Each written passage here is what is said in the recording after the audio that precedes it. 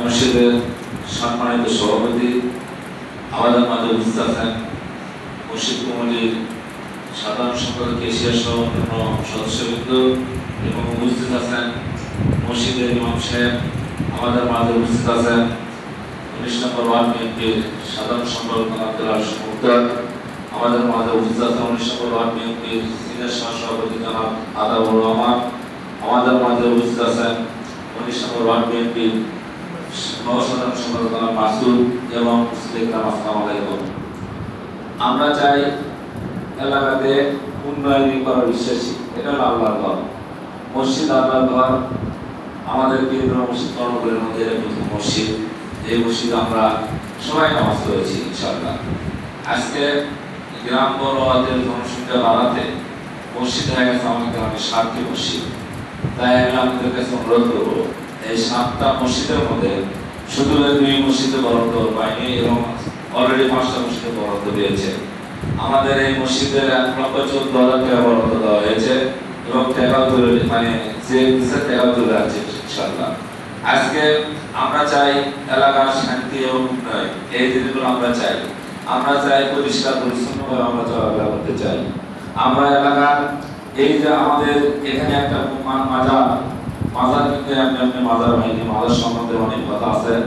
আজকে সময় নেই, সময় সঠিক যেহেতু নামাজ পড়া সবাই বিরত। আমি আপনাদেরকে বলতে চাই যে যারা বয়স্ক মানুষ তারা সবাই নিবন্ধন পরিষ্কার নিবন্ধন করে রাখেন বয়স্ক ভাতার জন্য। বিধবা যারা তারা বিধবা ভাতার জন্য নিবন্ধন করে আমরা ক্লিয়ার করে রাখেন। আমাদের প্রতিবন্ধী ভাতা যারা আছেন, প্রতিবন্ধী আমাদের এলাকায় থাকে তাদেরও নিবন্ধনগুলো আপনি ক্লিয়ার করেন। এবং মাতৃ ভাতা যাদের ছেলে মেয়ে যারা মাতৃ ভাতা তার সাথে সাথে যোগাযোগ করবেন, মাতৃ ভাতা পাওয়া যাবে। আমি একটি কথা বলতে চাই, এই বগুড়া 6 আসন নির্বাচন করবেন আমাদের বেগম খালেদা জিয়া। আপনারা জানেন কি না জানেন, উনি সাবেক প্রধানমন্ত্রী এবং আমাদের এলাকার ব্যাপক উন্নয়ন হবে। আপনারা ইনশাআল্লাহ আগামী দিনে তার ভোট দেবেন।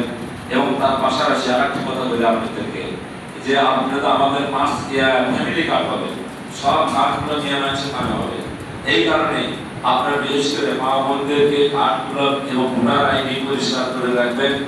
আর ভোটার আইডি ছাড়া কিন্তু তাদের কিন্তু ওই আপনার ফ্যামিলি কার্ড দেওয়া হবে না।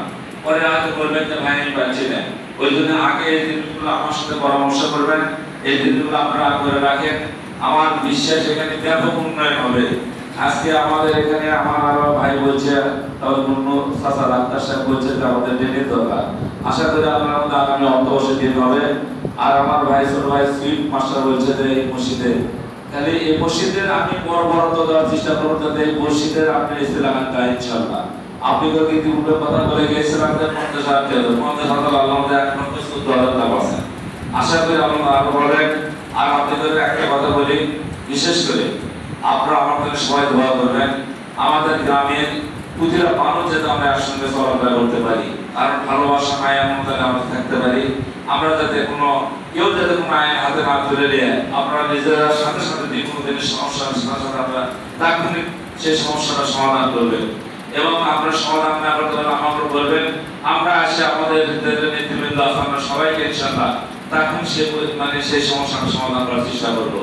এবং তার পাশাপাশি আপনাদের সবাইকে সুস্বাস্থ্য কামনা করছি এবং আগামী দিনে আল্লাহ পাকের আমাদের আল্লাহর ঘর যেন আরো সুন্দর পরিষ্কার পরিচ্ছন্ন হয়, এই আশা এবং এই প্রত্যাশা রেখে আমি কথা শেষ করছি। আসসালামু আলাইকুম।